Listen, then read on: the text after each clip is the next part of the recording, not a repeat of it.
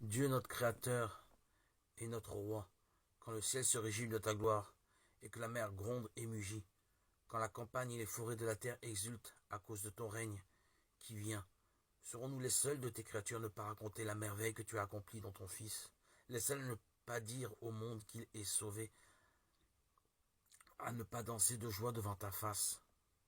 Chose rare. L'oraison psalmique du psaume 95 n'est pas proprement parlé une prière, même assortie d'une anamnèse des hauts faits de Dieu. Si elle mentionne la splendeur de la création, c'est pour nous interroger. Que faisons-nous des dons de Dieu? Qu'en est-il de notre émerveillement devant l'œuvre de notre salut? Le psaume 95 fait avancer les vagues de ses impératifs en rang serré.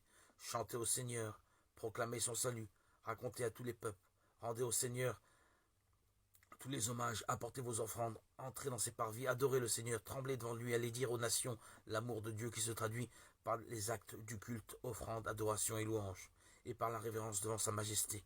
Crainte et tremblement est inséparable de l'annonce joyeuse de cet amour.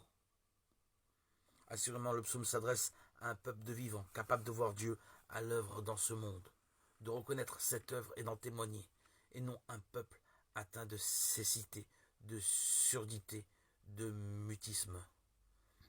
Si saint Paul assure que la création tout entière gémit en attendant la révélation des fils de Dieu, Romains 8, 22-12, le psalmiste, lui, nous brosse le tableau de la création, libérée de l'esclavage, Romains 8, 21. La campagne tout entière est en fête, la terre exulte, les arbres des forêts dansent de joie. La mer mugit. Pourquoi? Parce que le salut est arrivé pour cette maison, parce que le Christ vient pour juger la terre. Il vient chercher et sauver ce qui était perdu.